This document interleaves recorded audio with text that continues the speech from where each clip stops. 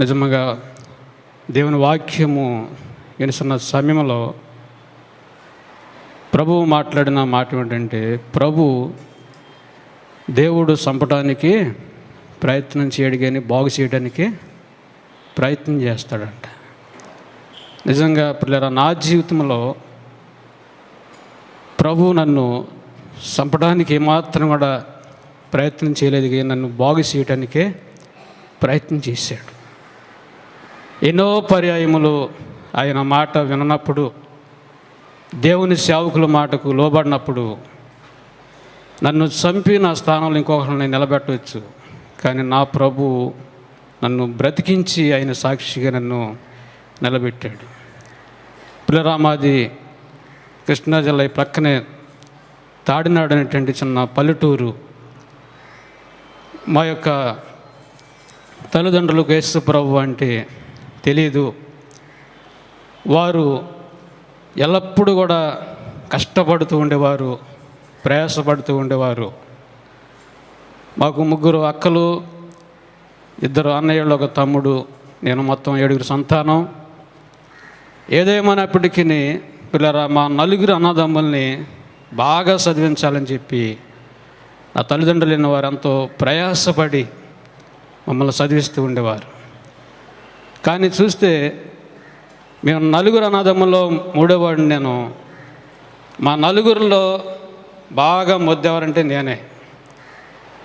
కరెక్ట్గా మాట్లాడలేను, చదువు అంతగా అబ్బలేదు. పిల్లరా, ఏమాత్రం కూడా చదువు నాకు వచ్చేది కాదు. నా తల్లిదండ్రులు అయితే ప్రయాసతో, భారముతో వారు కష్టపడి చదివించినా సరే వారి కష్టం ఏమిటో నాకు అర్థం కాలేదండి ఆ రోజుల్లో. పిల్లరా, మా నాన్న చదువు లేనటువంటి వాడు కనుక బస్సులు వెళ్తుంటే పక్కనున్న బోర్డు మీద చదవమానేవాడు. నేను ఏదో ఒకటి చెబితే అలా చదవాలని చెప్పేవాడు మా నాన్న. ఎందుకంటే ఆయనకి చదువు రాదు కాబట్టి. అలా మోసం చేస్తూ ఉండేవాడిని. పిల్లరా, నేను బాగా బొద్దుగా ఉండేవాడిని. నేను 7వ తరగతిలోకి వెళ్ళిన తర్వాత మా హిందీ మాస్టర్ బాగా ప్రేమించి నన్ను, పిల్లరా, నాకు బాగా ఎక్కువగా నన్ను పట్టించుకుంటూ ఉండేది అనమాట. ఆ దినాల్లో నేను చదివినటువంటి హిందీ అంతే, ఈ రాదు, అంత మొద్దుగా ఉంటూ ఉండేవాడిని. ఆ సమయంలో మాస్టర్, ఆ టీచర్ గారు నన్ను ప్రేమించి ఏదేమైనప్పటికీ హిందీ బాగా నేర్పాలని చెప్పి నేను మూలం కూర్చున్నా, ఇలా టేబుల్ కింద కనపడకుండా కూర్చున్నా, పేరు పెట్టి నా పేరు రాంబాబు కనుక రాంబాబు అని పిలుస్తూ ఉండేది. నాకు విపరీతమైన కోపం వస్తూ ఉండేది. అంతగా నన్ను ప్రేమించి పిల్లరా నన్ను ఒక మంచి విద్యావంతుడిగా చేయాలని చెప్పి ఆ యొక్క మేడం పిల్లరా నన్ను నా మీద దృష్టి పెట్టి నాకు చదువు నేర్పుతున్న దినాల్లో ఒక మధ్యాహ్న కాల సమయంలో ఒక వార్త వినపడ్డది నాకు. ఆకివీడు జడ్బిఎస్ స్కూల్లో నుంచి ఆమె ప్రక్కనే ఒక కాంప్లెక్స్లో ఉంటుండేది ఆమె నివాసం. టీ త్రాగొద్దని చెప్పి వెళ్ళింది. మరి అంతకుముందే గ్యాస్ లీక్ అయింది అనుకుంటా, మీకు తెలియదు. పిల్లలు ఒక్కసారిగా ఆ ఎగ్ లైట్ ఆన్ చేసేసరికి ఒక్కసారిగా మంటలు వచ్చి ఆమె పిల్లల క్షణాల్లోనే బొగ్గు అయిపోయింది. శరీరం అంతా కాలిపోయి బొగ్గు అయిపోయింది. క్షణాల్లోనే ఆమె ప్రాణం పోవడం జరిగింది. ఆ విషయం తెలిసినప్పుడు పిల్లల నేను చాలా సంతోషించాను. ఇంకా నన్ను అడిగేవారు లేరు, ఇంకా నా గురించి పట్టించుకునేవారు లేరని చెప్పి పిల్లల నన్ను ప్రేమించినటువంటి ఆ యొక్క టీచర్ చనిపోయినప్పుడు నేను సంతోషించినటువంటి దుర్మార్గుడి. ఇప్పుడు అటువంటి దినాల్లో నాకు చదువు అసలు అబ్బలేదు. 8వ తరగతి ఎగ్జామ్స్ రాయటానికి వెళ్తున్న సమయంలో నా తండ్రి నన్ను మందలించాడు. నువ్వు రాత్రి పుస్తకం తీయలేదు, పొద్దుట పుస్తకం తీయలేదు, ఎలా రాస్తావని చెప్పినప్పుడు ఇలా ఆ మాటకి నేను పుస్తకాలు పడేసి నేను ఇంకా చదువు మానేసానండి. చదువు మానేసి పిల్లరా ఏం చేయాలి అని ఆలోచించినప్పుడు పొలం పనులు రావు, కష్టం ఉండే తెలియదు. సరే అని చెప్పి ఆకివీడులో టైలరింగ్ నేర్చుకుందామని చెప్పి పిల్లరా వెళ్తూ ఉన్నాను. ఆకివీడు వెళ్ళి మళ్ళీ సాయంత్రం వరకు అక్కడ మిషన్ నేర్చుకుని ఇంటికి వస్తూ ఉండేవాడిని. నా స్నేహితుడు చెప్పాడు, నీ పగలంతా పని చేయడం బట్టి మైండ్ అంతా కూడా చిరాగ్గా ఉంటుంది, మైండ్ ఫ్రెష్ అవ్వాలంటే సిగరెట్ కాల్చాలని చెప్పాడు. సరే అని చెప్పి సిగరెట్ అలవాటు చేసుకున్నాను. పిల్లరా తర్వాత ఒక్క సిగరెట్తో అలవాటు చేస్తున్నాను. కానీ నేను రాత్రికాల సమయంలో సంక్రాంతి ఆ డిసెంబర్ నెలలో బాగా సీజన్ బట్టి మిషన్ కొడుతుంటే ఒక్క సిగరెట్తో అలవాటు చేసుకుని నేను పిల్లల 2-3 పెట్లు రాత్రి కాల్చేవాడిని, పగలు మాత్రం కాల్చేవాడిని కాదు. అలా ఇంకో స్నేహితుడు చెప్పాడు, బీరు త్రాగితే మంచిదని చెప్పాడు. ఎలా త్రాగాలని చెప్పి ఊరు బయటకు వెళ్ళి త్రాగుతుంటే ఎవరో చూశారు, భయపడి వదిలేసి మా ఊరిలో ఒక అతను చెబితే అతను అన్నాడు, నాకు అన్నయ్య అవుతాడు. అతడేమన్నాడంటే, ఆ తోటలోనూ అక్కడెక్కడ తాగవలసిన పని ఏంటి, మనకి ఇళ్ళు వాకలు లేవని చెప్పి 90 తెచ్చుకొని తాగమన్నాడు పిల్లరా పెద్ద అతను. ఆ సలహా ఇచ్చినప్పుడు ఇంకా త్రాగేటప్పుడల్లా ఇంటికి పట్టుకొచ్చి త్రాగుతూ ఉండేవాళ్ళం. అలా నా జీవితం పిల్లరా పాడైపోతుందని చెప్పి నాకు తెలియదు. ఇంక వయసు పెరిగే కొలది ఒక సినిమాటర్ అంటే బాగా ఇష్టం. ఆ సినిమాటర్ పటాలు గోడ మీద పెట్టుకొని అదే సినిమాలు బాగా ఎక్కువ చూస్తాం. ఆ సినిమాటర్ యొక్క పటాలు గోడ మీద పెట్టుకొని ఆ సినిమా పాటలు రాత్రి పగల కూడా విన్నా తనువు తీరేది కాదు. అంత పిల్లరా అదే సంతోషం అని చెప్పి పెద్ద పెద్ద బాక్సులు పెట్టుకొని పిల్లరా ఎక్కడ మిషన్ కొడుతూ ఉంటూ ఉండేవాడిని. అదే సంతోషం, అదే సమాధానం కొన్నాను పిల్లరా. అటువంటి సమయంలో నా 2 స్నేహితులతో కలిసి పిల్లరా నేను బయలుదేరి సినిమా చూడటానికి చెప్పి వెళ్తున్నాం. అది బాగా చీకటిగా ఉంది, రాత్రి 8-8:30 అవుతుంది టైం. సైకిళ్ళు లేవు, నడుచుకుంటూ వెళ్తున్నాం పిల్లరా.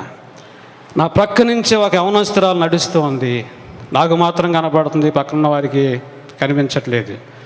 ఆ సమయంలో పిల్లరా నేను చాలాసేపు చూసి నా పక్కన ఉన్న స్నేహితుడితో చెప్పాను, ఎవరో ప్రక్కన నడుస్తుంది, ఈమె ఎవరంటే వారికి అర్థమైపోయి పిల్లరా వారు ఏమంటున్నారంటే, ఏం మాట్లాడొద్దు, ఇప్పుడు కంగారు పడొద్దు, మేము ఉన్నామని చెప్పి అన్నప్పుడు నేను ఇంటికి వెళ్ళిపోతానంటే పిల్లరా వారు అన్నారు, ఇంత దూరం వచ్చి సినిమా చూడకుండా వెళ్తామని చెప్పి మేము ఇద్దరం ఉన్నాం కదా, సినిమా అయిన తర్వాత తీసుకెళ్ళి మీ ఇంటి దగ్గర దించే బాధ్యత మాదని చెప్పి వారు నన్ను ధైర్యపరిచి తీసుకెళ్ళారు. కానీ ఆ రాత్రి నుంచి నా జీవితంలో పిల్లరా శాంతి లేదు, సమాధానం లేదు.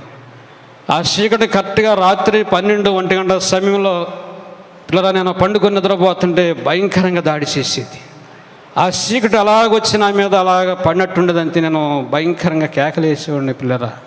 నిజంగా ఆ కేకలకి నా తెల్లరేసరికి నా గొంతంతా బొంగురిపోయేది. మా యొక్క సహోదరులు నా మీద పడి గట్టిగా కొడుతూ ఉండేవారు. వారు కొట్టిన దెబ్బలకి గోర్లు గుచ్చిపోయి గాయాలు అయిపోతుండే పిల్లరా. చాలాసార్లు నా తల్లి, అప్పటికే నా తండ్రి చనిపోయాడు, నా తల్లి నా విషయంలో చాలాసార్లు ఏడుస్తూ ఉండేది. ఏంటి పరిస్థితి, ఒక్కొక్కసారి తలుపు తీసుకొని పిల్లరా అటువంటి పరిస్థితి, ఏమాత్రం కూడా సంతోషము సమాధానం ఉండేది కాదు. అటువంటి సమయంలో పిల్లరా ఎవరో చెప్పారు నా తల్లికి, యేసుప్రభు నమ్ముకుంటే దెయ్యాలు పోతాయంట, యేసుప్రభు నమ్ముకుంటే సమాధానం వస్తుందని చెప్పినప్పుడు నా తల్లికి ఆశ కలిగి మా ఊర్లో ప్రక్కన ఒక మందిరం ఉంటే ఆ మందిరంలో తీసుకెళ్ళి నన్ను అక్కడ నా పాస్టర్ గారు చెప్పారు, పగలంతా నీ పని చేసుకో, రాత్రులు వచ్చి మందిరంలో పండుకో అని చెప్పినప్పుడు సలహా మంచిదని చెప్పి పగలు నా పని చేసుకొని ప్రతిరోజు సాయంత్రం వెళ్ళి ఆ మందిరంలో పడుకుని ఉండే పిల్లరా. మందిరంలో పండుకునేవాడిని. ప్రతి శనివారము ఆదివారము క్రమంగా ప్రార్థనలో కూర్చుంటూ ఉండేవాడిని. కానీ ఆ చీకటి మాత్రం నన్ను విడిచిపెట్టేది కాదు. ఎందుకంటే నాలో జయజీతం లేకపోవడం బట్టి ఆ బలహీనపరిచే దెయ్యము 18 సంవత్సరాలాగా ఆమె నడుము చేసిందో అలా నన్ను బలహీనపరిచేసింది. ఆ మందిరంలో పండుకున్నా సరే భయంకరంగా చీకటి నా మీద దాడి చేస్తుండేది పిల్లరా. చాలా భయపడుతూ ఉండేవాడిని. అటువంటి పరిస్థితుల్లో పిల్లరా ఏం చేయాలో తెలియని పరిస్థితుల్లో బలహీనైపోతూ ఉండేవాడిని. చాలా బలహీనతనాలు ఉంటూ ఉండేది పిల్లరా. అటువంటి సమయంలో సహోదరి మండగల్లో వచ్చి ఇక్కడికి వచ్చి మారు మనసు పొంది పిల్లరా దైవజనులను తీసుకొచ్చింది మా ఊరు. తీసుకొచ్చినప్పుడు నా సహోదరు వచ్చి నా తల్లికి నాకు చెప్పింది, నీ కుమారుని తీసుకురా, దైవజనులు అబ్రాహీం గారు మండగల నుంచి వస్తున్నారు, మా ఇంటికి ప్రార్థన చేస్తారు, నీ కుమారుడికి చక్కని సహాయం దొరుకుతుందని చెప్పినప్పుడు పిల్లరా నన్ను తీసుకుని నా తల్లి దైవజనుల దగ్గరికి తీసుకెళ్ళడం జరిగింది. దైవజనులు పిల్లలు అప్పటికే వాక్యం చెప్పేశారు. నా విషయమంతా దైవజనులు చెప్పినప్పుడు దైవజనులు అయ్యగారు అబ్రాహీం గారు ఏమన్నారంటే, నీవు మారు మనసు పొందాలి, ఒకని ప్రవర్తన కాల్చుకున్నప్పుడు దుష్టుడు ముట్టడు అని చెప్పి వాక్యం తెలియజేస్తుంది. కనుక నువ్వు మారు మనసు పొందాలి అని చెప్పినప్పుడు పిల్లలు నాకు అర్థం కాలేదు. మారు మనసు ఏమిటి? నేను ప్రతి శనివారం ఆదివారం ఉపవాస ప్రార్థన, శనివారం ఉపవాస ప్రార్థన, ఆదివారం ఆరాధనకి పాటలు పాడుతున్నాను, అన్నీ చేస్తున్నాను, నేను మారు మనసు పొందటం ఏంటి? ఎవరో మారిన వారు మారు మనసు పొందాలనిపించింది మనసు. పిల్లారా, దైవజనులు ప్రార్థన చేశారు, వచ్చేసాను, కానీ ఏమాత్రం కూడా విడుదల లేదు, ఏమాత్రం కూడా నాకు సహాయం దొరకలేదు. పిల్లారా, ఈ స్థలంలోనికి మండవెళ్ళి అప్పుడప్పుడు వస్తూ ఉండేవాడిని. దైవజనుల దగ్గరికి వచ్చి ప్రార్థన చేయించుకుంటే ప్రభు సహాయం చేస్తాడని చెప్పి వస్తూ ఉండేవాడిని. కానీ దైవజనులు ఎన్నో పర్యాయం చెప్పారు, మారు మనసు పొందు, నీ పాపములో ప్రభు దగ్గర దిద్దుకో, సరిచేసుకో, ప్రభు సహాయం చేస్తాడు. నేను ప్రార్థన చేయడం బట్టి ప్రయోజనం లేదు, నీ హృదయం సరవకుండా ఎవరో ప్రార్థన చేస్తున్న ఉపయోగం ఉండదని చెప్పి దైవజనులు ఎన్నో పర్యాయం చెబుతూ ఉండేవాళ్ళు. పిల్లరా, కానీ నేను మాత్రము మారు మనసు పొందడానికి ఇష్టపడలేదు. పిల్లరా, ఒకనొక సమయంలో దైవజనులు చెప్పారు, నీకు వివాహం వయసు వచ్చింది, నీకు పరిశుద్ధ వివాహం నేను చేస్తాను, అలాగే నువ్వు మారు మనసు పొందితే ప్రభు నీకు గొప్ప నెమ్మది దయచేస్తాడని చెప్పినప్పుడు ఇట్లా ఆ మాట కూడా వినలేదండి. చాలాసార్లు మా ఊరి వచ్చి దైవజనులు చెప్పడం జరిగింది. ఇక్కడ వచ్చినప్పుడు కూడా మారు మనసు పొందమని చెప్పారు, పరిశుద్ధ వివాహం చేసుకోమని చెప్పారు. పిల్లరా, నా సహోదరులు, నా తల్లి ఆలోచించి నాకు వివాహం చేయాలని చెప్పి 1995 సంవత్సరంలో పిల్లరా నాకు వివాహం చేయాలని చెప్పి ఆలోచించి ఒక అమ్మాయిని చూసి మాట్లాడటం జరిగింది. అది గణపురం అవతల పడమరెప్పర్ అనేటువంటి ఊరు. పిల్లరా, 1995 మార్చి నెల 8వ తారీఖు సాయంత్రం 7:30కే నా యొక్క వివాహ సమయం. అది ఆ రోజు బుధవారం. పిల్లరా, కార్డు తీసుకొని దైవజనుల దగ్గరికి నేను వచ్చాను. అయ్యా, నేను వివాహం చేసుకున్నాను, నా వివాహానికి మీరు రావాలని చెప్పినప్పుడు కార్డు చూసి దైవజనులు పిల్లలు చాలా బాధపడ్డారు. ఎందుకంటే ఎన్నో పర్యాయం నాకు చెప్పడం జరిగింది, మారు మనసు పొందమని, ప్రభు సహాయం చేస్తాడని చెప్పి దైవజనులు ఎన్నోసార్లు చెప్పారు కనుక పరిశుద్ధ వివాహం చేసుకోమని చెప్పాను. నువ్వు చేసేది తప్పు, ఇలా చేయకూడదు, నువ్వు ప్రభువుని తెలుసుకున్నావు అని చెప్పి పిల్లరా కొన్ని విషయాలు చెప్పినప్పుడు సరే అని చెప్పి ఇలాగ చెప్తారని చెప్పి వెళ్ళిపోయాను. పిల్లరా, వివాహం రోజున చాలా సంతోషంగాను. మా బంధువులు, మా యొక్క స్నేహితులు పిల్లలు ఎంతోమంది మా ఇంటికి రావడం బట్టి చాలా సంతోషంగా ఉన్నాను. సాయంత్రం కరెక్ట్గా 4:30కే ట్యాక్సీ బయలుదేరింది మా ఇంటి దగ్గర నుంచి ఆ యొక్క పెళ్లి కుమార్తె ఇంటికి వెళ్ళటానికి. పిల్లరా, నాతో పాటు ఆ ట్యాక్సీలో ఒక 5-6 ఎక్కారు. మా అన్నయ్య, మా వదిన, మా అన్నయ్యగారి పిల్లలు, చిన్న చిన్న పిల్లలు ఇద్దరు, మొత్తం మా యొక్క పినిగారి పాప ప్రెగ్నెంట్, ఆమె కూడా పిల్లరా అక్కడ కారు ఎక్కడం జరిగింది. ఆ కారులో సినిమా పాటలు పెట్టాడు డ్రైవరు. పిల్లలు చిన్నపిల్లలు కనుక మా కాళ్ళ మీద కూర్చొని డ్యాన్స్లు వేస్తున్నారు వారు. పిల్లరా, మేము సంతోషంగా వెళ్ళిపోతున్నాం.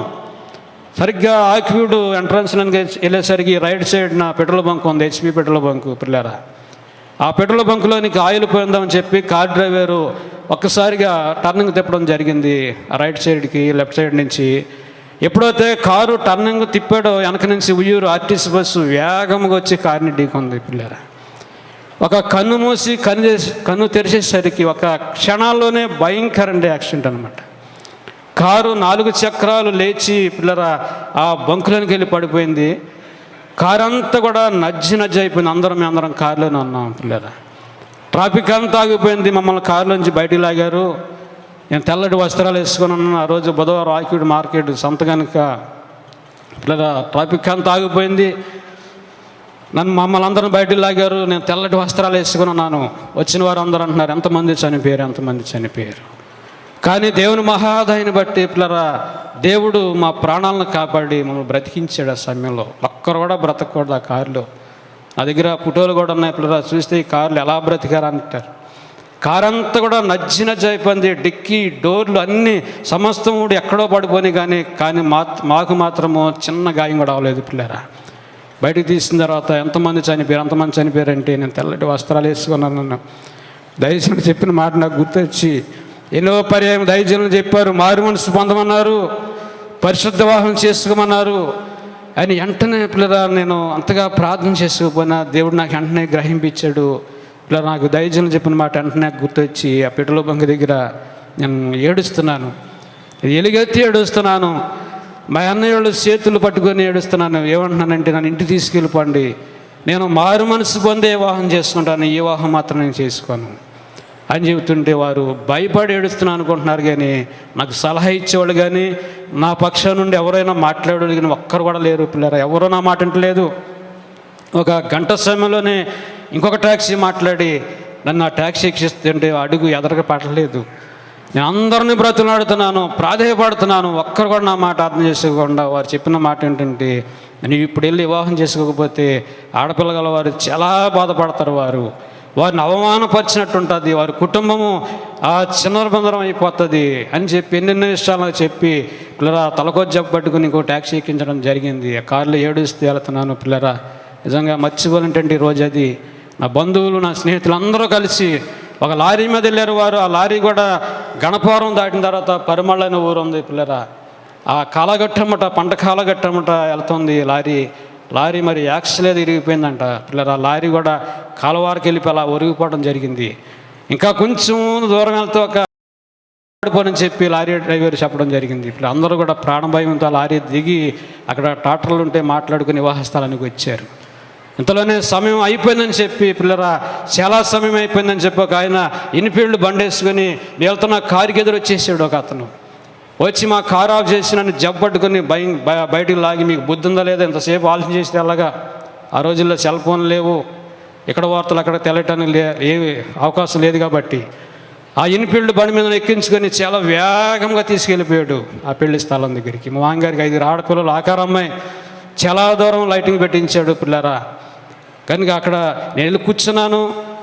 అక్కడ పంతులు గారు అంటున్నారు, నాకు నా భార్యకి వివాహం చేస్తూ ఒక 5 నిమిషాలు ఆ టైము ఉంది, ముందు వచ్చావు, ఒక 5 నిమిషాలు ఆలస్యం వస్తే ముహూర్తం దాటిపోనని చెప్పి ఆయన అడాబిడికి వివాహం చేస్తే ఇది అనమంటున్నాడు. నేనేం మాట్లాడతలేదు, చాలా బాధపడుతూ దయచేసి చెప్పిన మాట వినలేకపోయానని చెప్పి చాలా బాధపడుతూ పిల్లల తలదించుకొని అలాగే ఉన్నాను.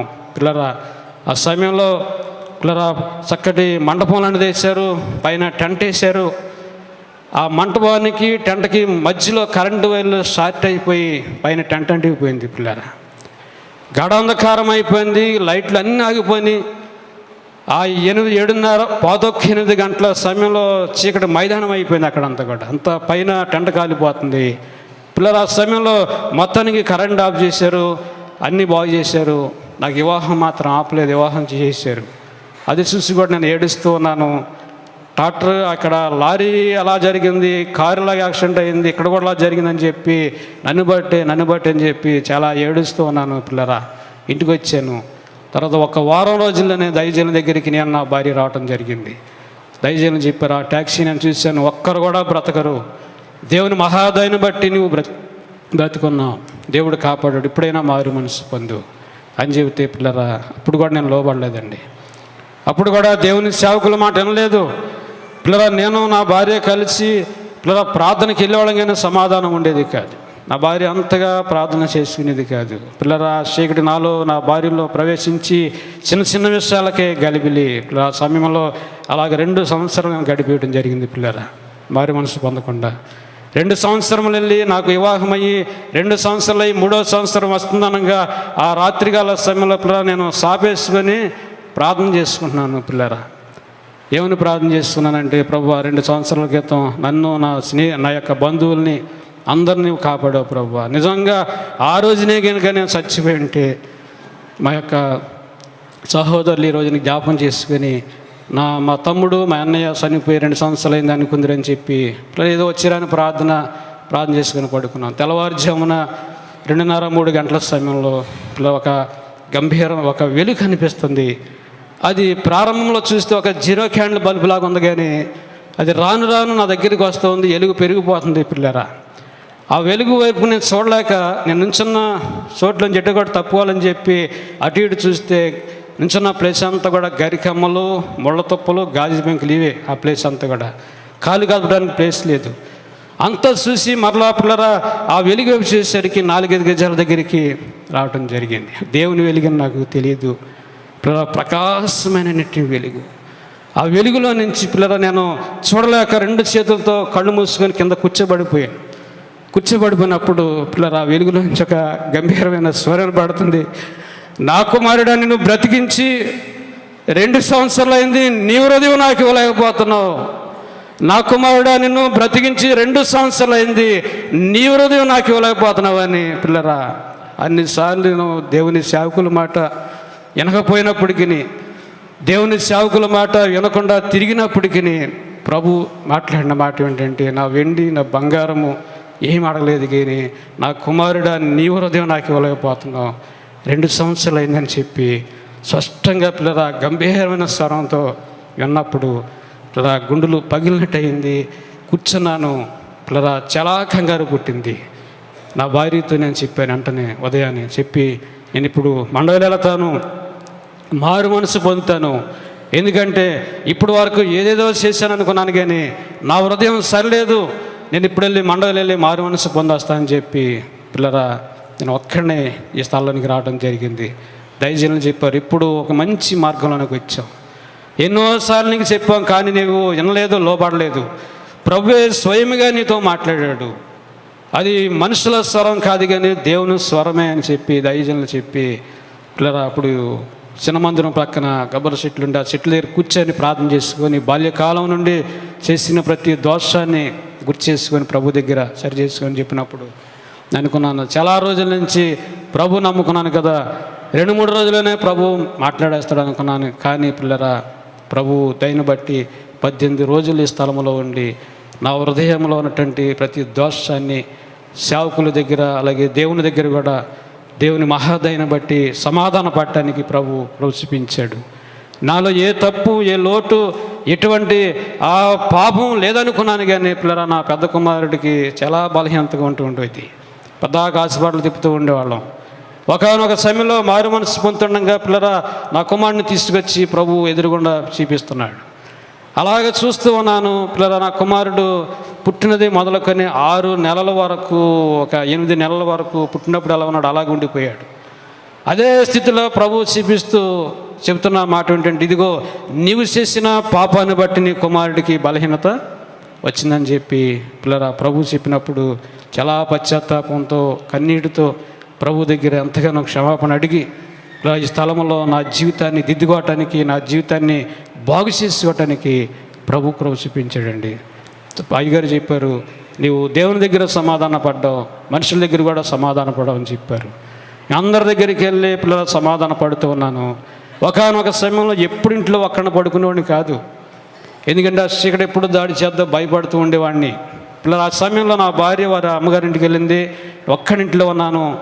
ఆ చీకటి మరలా ప్రార్థన చేసుకుని అలాగే పండుకున్నాను. చూస్తుండగానే వచ్చేస్తుంది ఆ చీకటి మరలా భయంకరంగా వికృత రూపంలో ఉందండి, నల్లటి తుమ్మమొద్ద ఆకారంలో. పిల్లరా మరి ఆ చీకటి వస్తున్న సమయంలో నేను చేసే పని ఏంటంటే అమ్మో బాబు అని చెప్పి కేకలు వేయటమే. ఇప్పుడేం చేస్తున్నానంటే ప్రభువా సహాయం చేయి, మరి ఇక్కడ ఒక్కడనే ఉన్నాను, ఒంటరిగా ఉన్నాను చెప్పి ప్రార్థన చేస్తూ ఉన్నాను అలాగే పండుకొని. పిల్లలు మరి ఆ చీకటికి ఏమైందో తెలియదు కానీ మా ఇంటి తలుపు దగ్గర వరకు వచ్చింది కానీ లోనికి అడుగు పెట్టలేకపోయింది. పిల్లరా అది వెనక్కి వెళ్ళిపోతూ అంటుంది, నువ్వు ఇంట్లో ఉన్నావు కాబట్టి బ్రతికిపోయావు అని చెప్పేసి వెనక్కి వెళ్ళిపోయింది. దేవుని మహాదయని బట్టి ఆ చీకటి మీద దేవుడు జయమిచ్చాడు. ఎందుకు పనికిరాని నా యొక్క జీవితంలో పిల్లరా ప్రభు గొప్ప సహాయం చేశాడు. అదేంటంటే దేవుని యొక్క పరిచర్య చేయడానికి ప్రభు చూపించాడు. నేను చేసే పెద్ద సేవ ఏం కాదు, నేను చేసేది చిన్న పరిచర్య. దాని గురించి మీరు అందరూ కూడా ప్రార్థన చేయండి. నేను కూడా ప్రభువులు ఇంకా బలపడేలాగా ప్రభు కొరకు ఒక నమ్మకమైన సాక్షిగా జీవించేలా మీరు అందరూ ప్రార్థన చేయండి. మీకు అందరికీ వందనాలు. ప్రభు మాట్లాడి సోదరుని మంచి మార్గములు ఈ దినాన మరి భీమవరం ప్రాంతాల్లో మరి ఎవరు తెలియనటువంటి ఆ ప్రాంతాల్లో మొదటిగా ఆ స్థలానికి వెళ్ళి పరిచర్య చేసి నేటి వరకు ప్రభు వాడుకొని చక్కటి ఆశీర్వాదాన్ని ఇస్తున్నారు. ప్రభు చేసిన మేళ్లకు ప్రభు నామమునకు మహిమ కలుగునుగాక. ఆమేన్. ప్రార్థన చేసుకుందాం. మహోన్నతుడా, మా రక్షకుడా, సజీవుడా, సర్వాధికారి, ఆది సంభూతుడా, నీ దయా సంకల్పాల కొరకే స్తుతులు. పరికి రాని పాత్రను పరికి వచ్చే పనిముట్టుగా చేసుకోగలిగిన దేవుడవు ప్రభువా. ఇదిగోనైనా లోకములో పాపములో కొట్టుకుపోతూ ఎవరికి పనికి రాకుండా తన జీవితంలో ఉన్న చీకటిలాత ఆ యొక్క దెయ్యపు శక్తుల చేత పీడింపబడుచుండగా మీరు ప్రేమించి వాడుకొని ఆశీర్వాదకరమైన కృపల చేత నింపారు. ఆ యొక్క చీకటి నుంచి విడిపించి కుటుంబంలో సమాధానాన్ని ఇచ్చి ఈ దినమున ఆ బిడ్డల విషయంలో ఎన్నో మేలు చేస్తున్నారు. పనికిరానటువంటి ప్రభువా బిడ్డ జీవితాన్ని పనికొచ్చే పనిముట్టుగా చేసి ఆ ప్రాంతాలలో పరిచర్య చేసే యోగ్యుడిగా సిద్ధపరుస్తున్నందుకే స్తుతులు తండ్రి. మా జీవితాలను కూడా మీరు మార్చి నీకు నమ్మకముగా జీవించాలని ఈ సాక్ష్యము ద్వారా ఈ దినమున మీరే మాతో మాట్లాడారు ప్రభా. ఇదిగో ప్రభా, ఈ స్థలంలో ఉన్న ప్రతి ఒక్కరూ కూడా నీ పనిముట్టుగా, నీ పరికరముగా, నీ పరిచర్య చేసేవారిగా, మారు మనస్సు పొందేవారిగా సిద్ధపరచండి. నీ స్వరముతో ప్రతి బిడ్డతో మీరు మాట్లాడండి. నీ కరుణ చేత నింపండి ప్రభా. ఎలాంటి లోపము లేని జీవితాలను ప్రతి బిడ్డ సంపాదించుకున్నకు సహాయం చేసి కృప చూపించమని నజరేయుడైన యేసు నామమున అడిగి వేడుకొనుచున్నాను తండ్రి. ఆమేన్, ఆమేన్.